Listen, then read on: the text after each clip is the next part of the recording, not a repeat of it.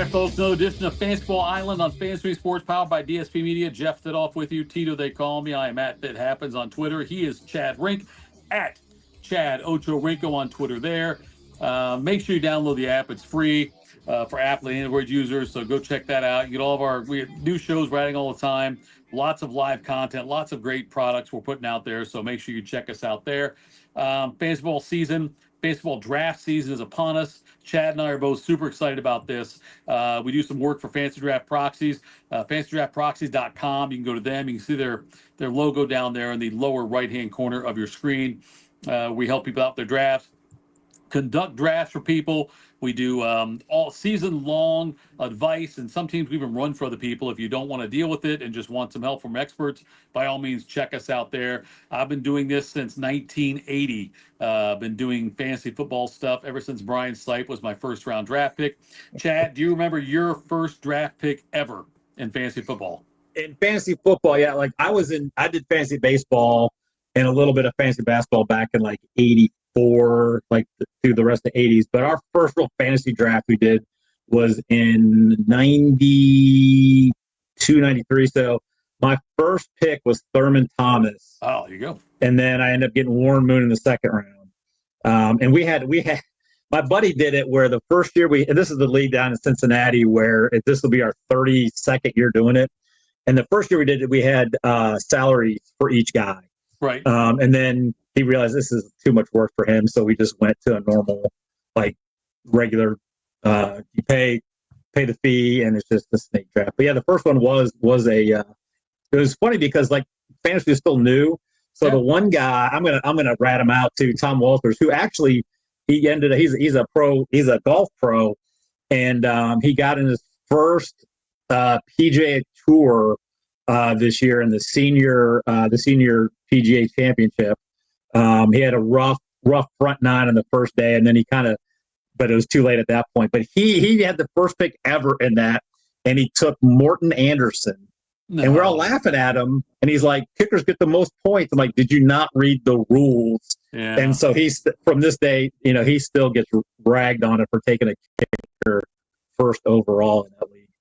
Well, the reason I started playing fantasy football in 1980, I was in the third grade, and we had a teacher, Bruce Stassforth was his name, and there was a group of us guys who were huge football fans, like 7 of us maybe, but anyway. And so to get us to focus on math, we would every Friday have a draft. So the draft was every Friday. We did a draft before school let out. And you would draft a quarterback, 2 running backs, 2 receivers, a tight end, and a kicker. It wasn't defenses back then. And then when you came in on Monday, you had to get the newspaper, and look up the box scores and tabulate your own stats and figure out things like completion percentage and average points per game, yards per carry. Had to compute all that stuff to get us to do math. And it was brilliant, and that's how we started doing it. But he also told us, though, he told me later on, when I started doing a Fantasy Football podcast, that he had been playing as early as 1969. And they would, at a bar in Cleveland, they would go in there on Sundays to watch games and stuff, and they would do drafts on Sundays and bet money on it and stuff like that. And they would draft their own teams. And that was like his first exposure of something like fantasy football was 1969, which is amazing to me. But anyway, the fact that that's what got me started into this. And now here I am doing this, what is it now? 45 years later. Oh my God, I'm old. 45 years later that I'm still doing fantasy football. All right. I want to ask you this, Chad. Since the last time we talked, the Aaron Rodgers signing became official. He's in camp and all that stuff. TJ Watt's not. That's a whole other story. But Aaron Rodgers being with Pittsburgh now, and he has said that he will serve as a mentor to Will Howard. And they've got DK Metcalf there. They just acquired Jonnu Smith as a second tight end in there. They seem to be content with having, Roman Wilson or whatever, Calvin Austin's the number 2 receiver there. But really, I think the tight ends are the number 2 and 3 receivers, but whatever. What is when you heard the news Aaron Rodgers to be the starter there, how did that affect, or did it affect how you viewed the Steelers offense? Well, I viewed it anyone almost would have been an upgrade over Mason Rudolph.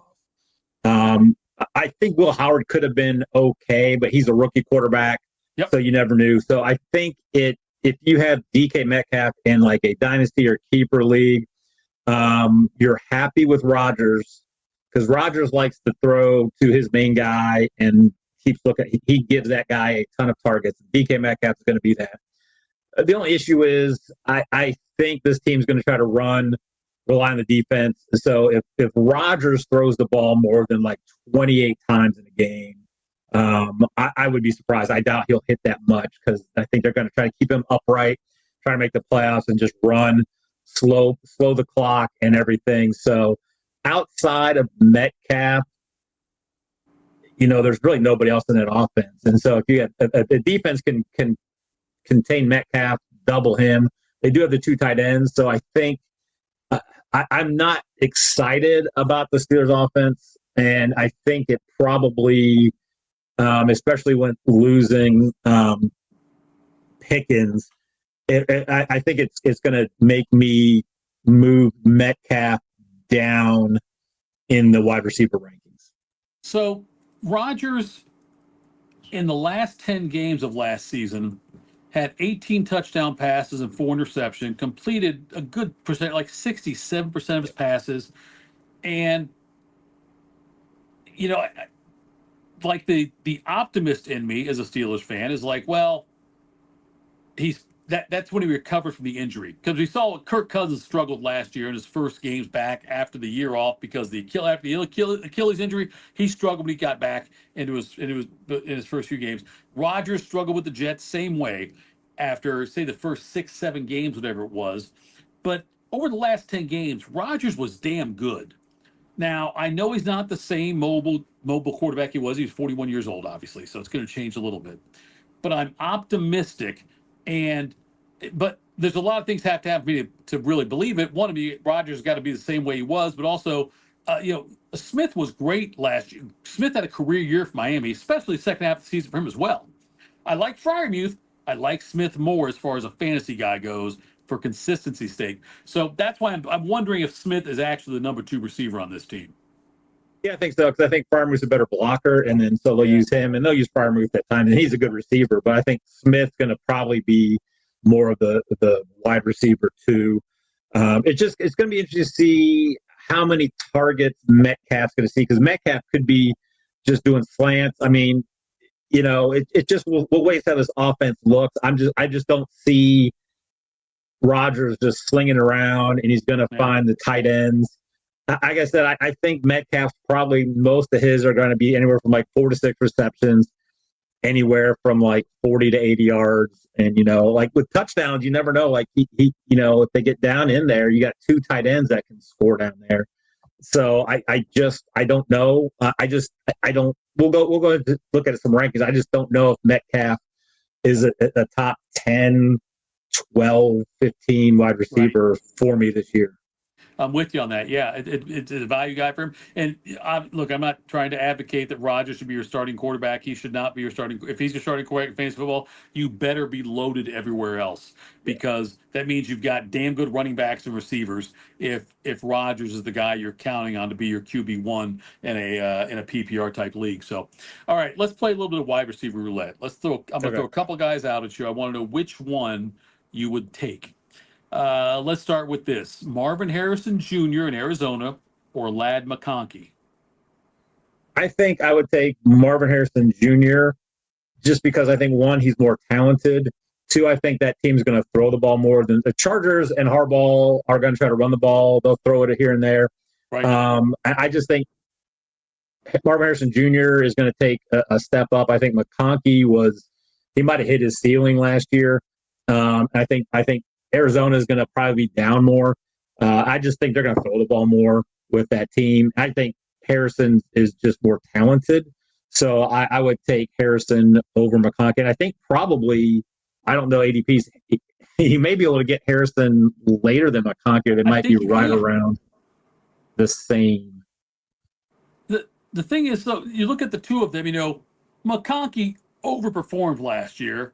Harrison underperformed. I think that's fair to say Right. that Harrison certainly underperformed.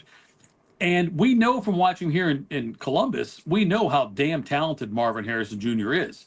So it feels like there'll be a bounce back for him. Another year with not only him with Kyler Murray, but Kyler Murray with him.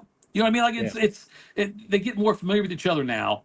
And I get the sense Harrison will be better this year than McConkey also. McConkey certainly had his moments last year, and like I say, overperformed. But you're right. They're going to run the ball more, I would think, with the Chargers. They're going to run the ball a lot more than they did before. And honestly, the Chargers might be in more competitive games than the Cardinals, and the Cardinals may be forced to throw more than the Chargers will, just because the Chargers are a really good team. And I think that you might see them in closer games that lends itself more to, ball control, running it and everything, whereas the Cardinals might be playing behind. So I think I would go Marvin Harrison Jr. as well. Okay, let's go to the next And one. Harrison, you can get Harrison around later than McConkey right now, according Perfect. to ADP. Yep. Yeah. How about this one? Let's do CeeDee Lamb or Justin Jefferson. That's an interesting one because I mean, I think I would go Jefferson, even though you don't know what McCarthy's going to be like. You know, Dak's going to air it out, and Right. Lamb is just he is such a target hog, even with Pickens there. And the Vikings have some other good weapons as well. But I just love Jefferson with his talent. I think he's just so good. I don't think you go wrong either way. If I'm sitting there and Chase and Bijan are both gone, and I'm between Barkley, Jefferson, and Lamb, I'm probably going Jefferson. My concern with if you buy into Jefferson, then yes, you're buying into McCarthy. And I don't think I can buy into McCarthy yet. I'm not there yet with that. And look, I know that Minnesota's got the staff to develop quarterbacks. We saw what the hell they did with Sam Darnold. You know what I mean? Yep. We saw what they did with Kirk Cousins. We know they can do that. But I'm not ready to go put all my chips in there on that one. I'm with look, Jefferson is the more talented receiver, the more dynamic receiver. I love Justin Jefferson. But in a redraft league, I think I'm going CeeDee Lamb here. I think Prescott's going to be healthy. I think the Cowboys are going to sling all over the place. They might not stop a lot of people. Micah Parsons also his contract situation, but right. I give Lamb. I would take Lamb slightly over, but they're very close. Justin Jefferson. But now let's go to the next guy. You mentioned him, George Pickens now in Dallas. Do you like George Pickens or T. Higgins in Cincinnati? I think I go T. Higgins. I think Pickens' role is going to be to just run downfield, spread the offense, and he'll have some big games. I think T. Higgins, especially in a PPR, T. Higgins, some games T. Higgins, he outperforms Chase just because they're covering Chase more. And Higgins, I think Higgins could be a one on a lot of teams where I don't know if Pickens could be. And I just think that with that offense in Cincinnati, outside of Chase and Higgins, there's not a lot of other guys to get targets where with Dallas, the tight ends there that they'll throw to the blue. So I like Higgins over Pickens. When I look at it just straight statistically, I would say Higgins. But based on, and I'm cheating when I say this, but based on where you could draft them, I think I like the chance of getting better value with Pickens. Yeah, I think you can get Pickens like 3 rounds later. And so that's what's going to, and I never told you the rules of the game, so I don't care. But anyway. No, but that's you got to take into that consideration. You're thinking of 2 guys. It's always about where do I have to draft them. And I think I would like the value on Pickens, plus the guy I would take 3 rounds earlier than taking Higgins, and the guy I'd take 3 rounds later. You know what I mean? Like that's kind of the way I'm looking at it. I think that Pickens was very much hamstrung by the lack of quarterback talent in Pittsburgh. He was immature also, no doubt about that. I've heard stories about the immaturity thing, but I think this is a great based on the fact he's immature, makes him perfect for the Dallas Cowboys. Like this is like You know, he's like he should be the logo, like the Jerry West logo for the NBA. Right. George Pickens should be the logo for the Cowboys now because that's the perfect personality there. He's got Alvin Harper written all over him with a little bit of Michael Irvin attitude. So There you go. it not Michael Irvin talent though, but I think Pickens though for the value. I think I'd rather go with him over T Higgins. They'll both be great, but I think I'll go Pickens slightly more. Here's a couple other ones here. Let me mark Alvin Harper reference on my bingo card. On your bingo card there, you got that. That's a great pull by you, Alvin Harper. The number 2 guy there. Yes, I was going to go J.J. Stokes, the 49ers, but I figured I'd wait and save him for later. Jameson Williams or Rome Odunze?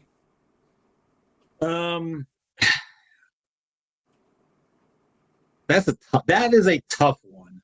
Right. Because I think the Lions offense is going to maybe take a step back. I think the Bears offense is going to take a step forward. Yes. I think I'm going to go Rome here because I think he could emerge as the Bears wide receiver 1 over DJ Moore when all is said and done. I'm a Bears fan, so that's going to lean it that way as well. But I love Jameson Williams' talent is so good.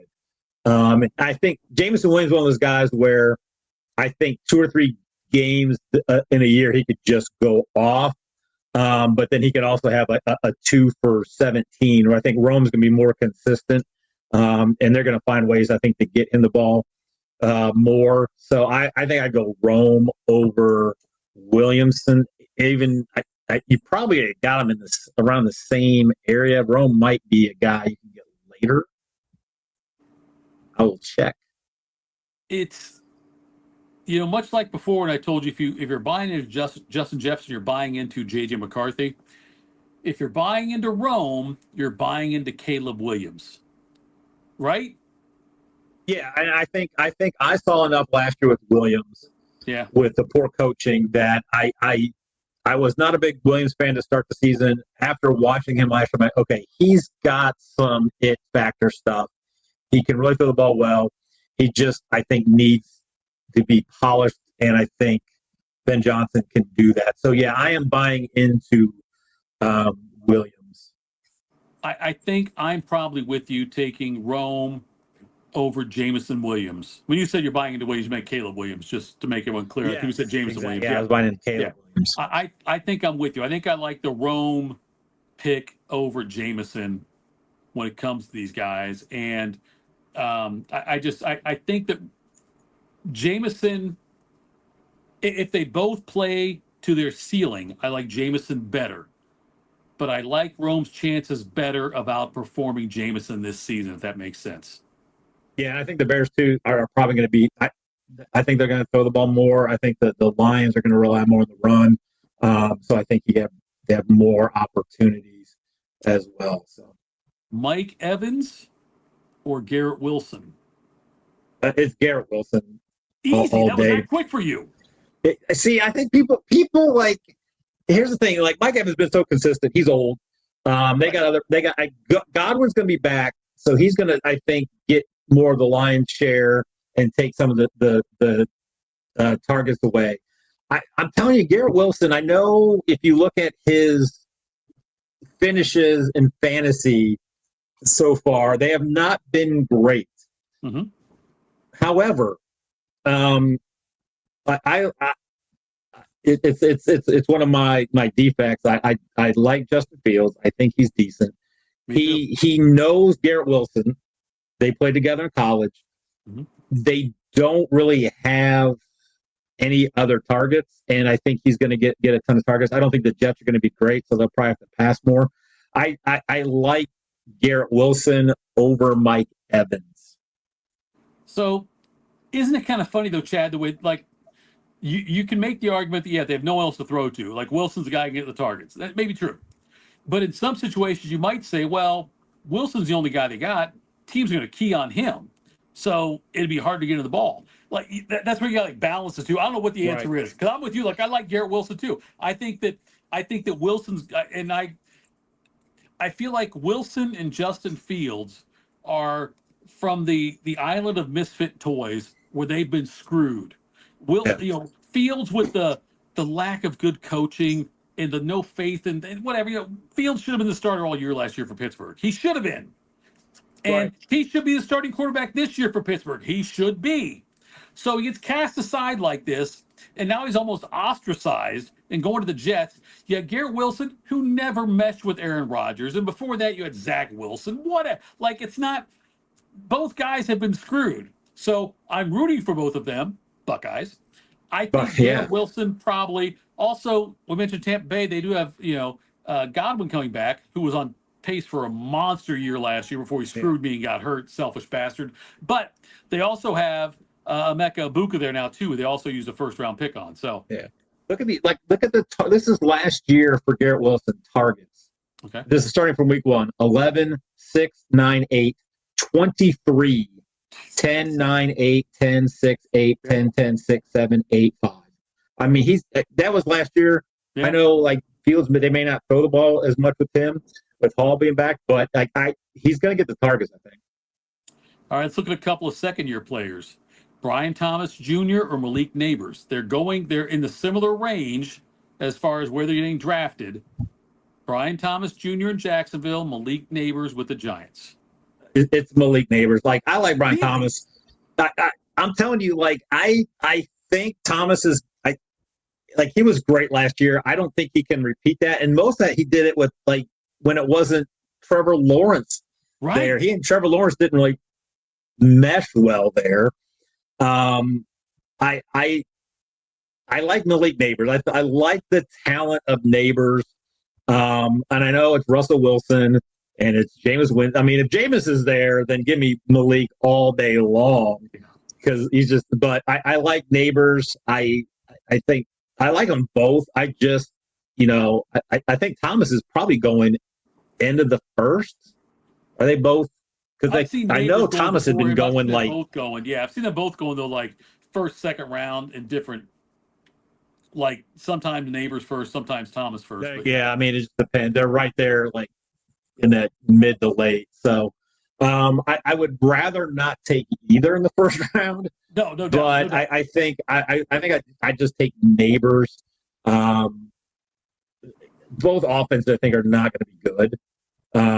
But I think the Giants may throw the ball more. Although Liam Cohn there could scheme some for that. So I like Neighbors, and I would probably take him 9 out of 10 times over Thomas. I'm taking Thomas in redraft leagues. I think his dynamic talent had a fantastic season last year, and they're both going to be good. It's. But let me ask you this then. Okay, we're talking redraft leagues now. Let's talk dynasty. Okay. Neighbors or Brian Thomas Jr. I think Neighbors. Howie Mandel, the way I said that. Deal or no Neighbors or Brian Thomas Jr. Chad. Yeah, I should be the one doing the Howie Mandel with my bald head. You're right, you should be. Yeah, so I think Neighbors still. I think if I'm taking Neighbors over Thomas in redraft, I'll probably take him over in dynasty as well. Neighbors, I was like, I don't know if he's gonna be that good, and he looked so good last year. And I think, I don't know, they're probably the same. Malik Neighbors is 21. Thomas might be 22. 22. So there's not a huge age difference there. So I think I like them both better in dynasty than in redraft. Sure. Yeah. Where you have to take them. They'll get overdrafted in redraft leagues this year. Oh yeah, they are. They both are. So I'll probably have very little of them in any redraft. I would say if we're smart, we're probably not going to have either of them in anybody we draft, in any league we draft. As far as redraft leagues, I wouldn't think. Their name alone and the talk about how great they're going to be after their rookie seasons, all these comparisons to people that had, no one's had these kind of numbers since, as a rookie, whatever it is, that's going to come up again. And so people are going to overdraft him probably. All right, one more. We'll do this here. Jordan Addison or Cooper Kupp. We're talking redraft PPR leagues. Ugh. It's a tough one. That is a tough one. I think they're probably going right around the same. I think I will go Cooper Cup. Boy, you sound confident. Yeah, I do. I sound very confident on that. I mean, Addison had a good season last year. I don't know. I don't know. I don't even know why Cooper Cup. I think Cooper Cup. I see, and I'm like you on that one, Chad. I think I would say Cooper Cup without realizing he's not Cooper Cup anymore. Like, he had a decent end to last season, and when he's healthy, but he's going from Matthew Stafford to Sam Darnold. And maybe that's fine. Maybe Darnold's more like what we saw last year than what we saw in the first 5 years of his career. Maybe he is, but he's going to Sam Darnold. I feel like he and JSN are very similar in the types of targets they will get. So, logic would say go with Jordan Addison. I'm going to tell you, though, because I still don't buy into McCarthy, I'm going to go Cooper Cup here in a PPR type situation. It just feels he did a good job. Yeah, he did a good job of picking a bunch of guys that I probably was not interested in drafting. Right. So that was a fun exercise. So yeah. So, and so we'll make sure that Tim is documenting all of this. I'm sure he's feverishly taking notes so we can see at the end of the season which one we're right and wrong about. But folks, this is fun. Chad, we're going to have to do more of these things. We're getting closer to the, and by the way, people might think, oh, this is really cool you're doing it. Honestly, it's for my purposes. I'm doing it so I'm forced to do my research and my knowledge for my drafts. So I'm sharing it with you guys, but I'm telling you, this is all about me. WIIFM, what's in it for me? That's why I do it. I bring Chad along so I can pick his brain before we draft against each other. It's all selfish stuff. It's the Tito show, and that's what I try to do. So it's all about me. But Chad, we'll do this again soon. It was good stuff tonight. Make sure you follow us, like us, all those things. Download the app. He's at Chad Ochorinco. I'm at That Happens. Fantasy Draft Proxies, where you can go. Chad will draft your team. He'll do a fantastic job. They'll run your team. We'll do all those things. Thanks so much. This has been Fantasy Football Island on DSP Media. Fantasy Sports powered by DSP Media. Damn it, Tim, I got it right though finally. Have a great night, folks. Internets.